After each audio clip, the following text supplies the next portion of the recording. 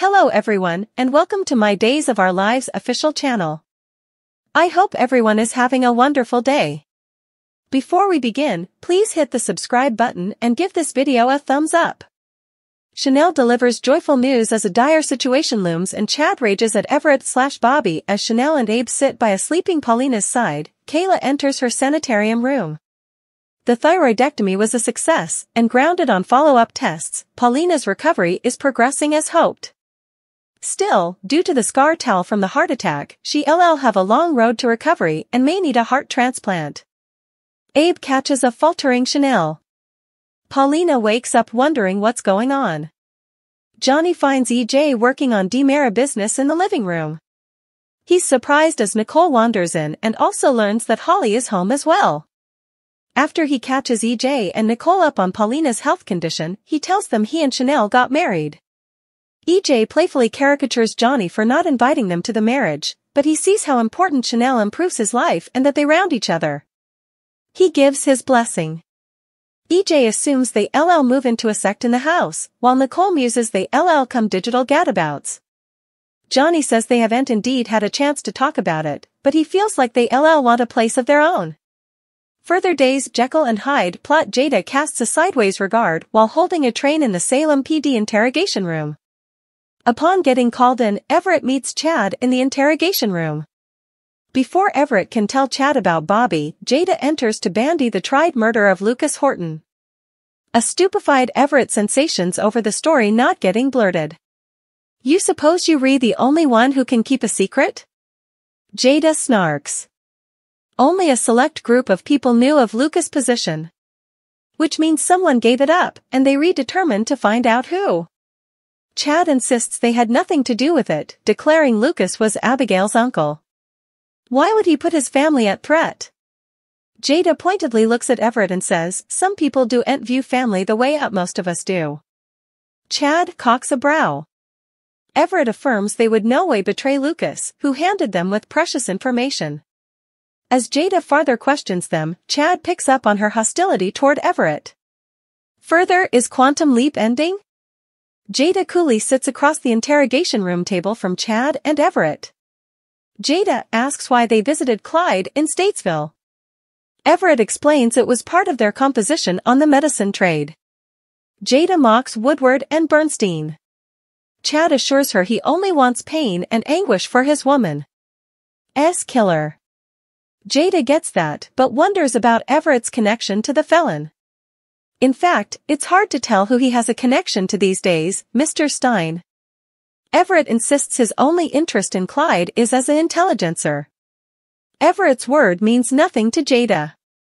So, she'll sit there until they tell her commodity she actually believes.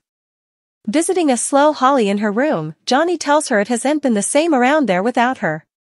He misses the smell of macaroons that Chef makes her, watching her draw while hearkening to Adele and their fencing assignments. He tears up, saying how much he misses her.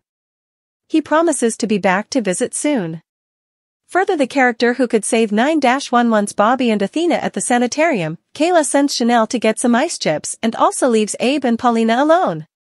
Abe tells Paulina she gave them quite a dread, but she can't leave now that they just got back together.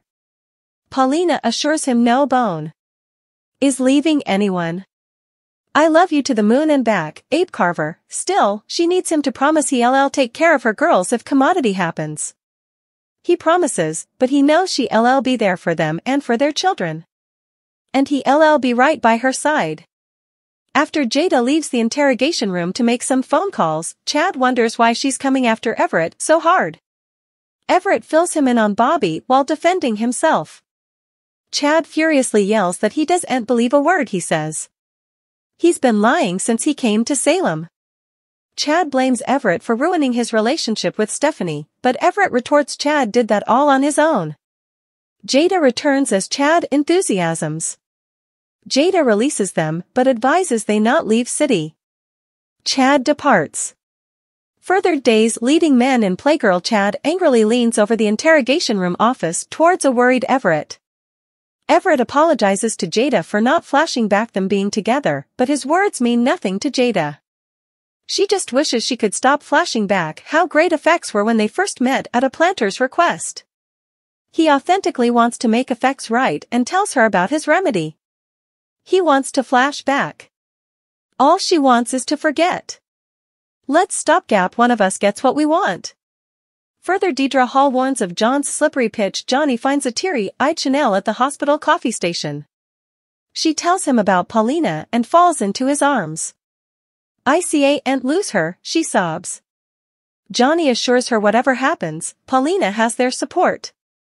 When Eli calls her phone, Chanel hesitates to answer, wondering what to tell him. Johnny and Chanel return to Paulina's room to bear that Lonnie's been released.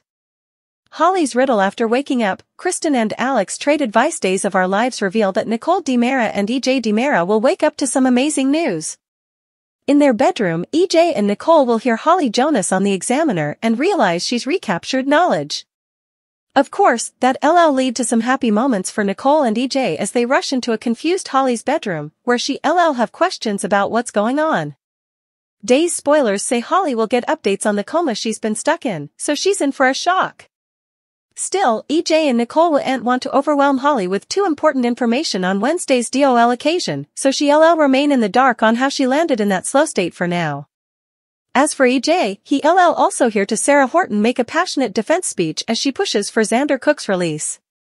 EJ surely wouldn't be veritably moved over Sarah's sincere words, but she'll defend Xander anyway. At some point, Chad DiMera will encounter Sarah in the city forecourt. Sarah might wonder if Chad can help her get through to EJ, but Chad may suppose Sarah should be careful about who she trusts.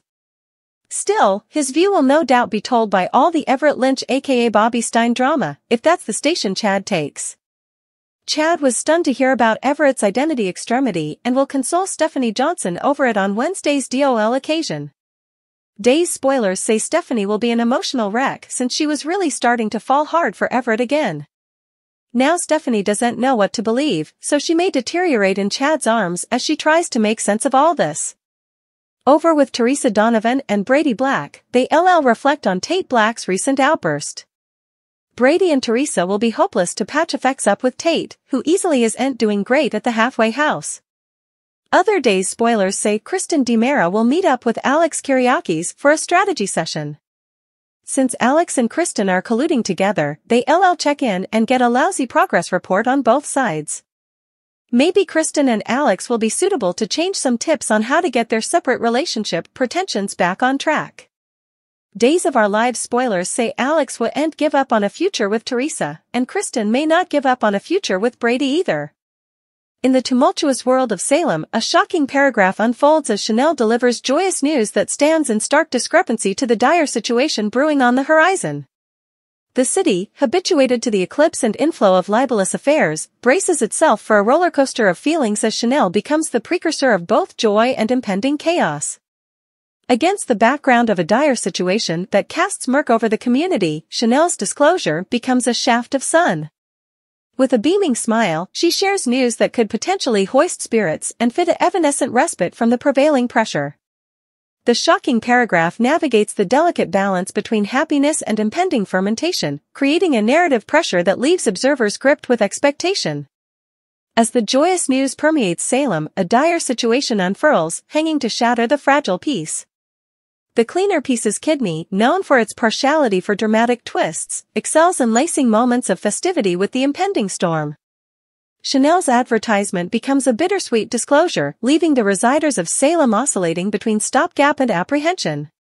Chad, a character known for his explosive responses, finds himself at the center of the storm, raging against Everett and Bobby.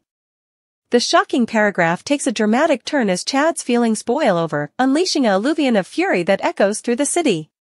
Salem becomes a jug of clashing feelings, with Chanel's joyous news colliding against the tempest of Chad's rage. The dire situation, still shrouded in riddle, adds an air of suspension to the unfolding narrative. Observers are left on the edge of their seats, eager to unravel the complications that intertwine Chanel's moment of happiness with the impending fermentation that threatens to gulf Salem. The shocking paragraph sets the stage for an engaging sequence of events, where the contradiction of feelings plays out against the background of the city's intricate connections and alliances. In this shocking paragraph, Salem emerges as a oil where the highs and lows of mortal experience meet in a witching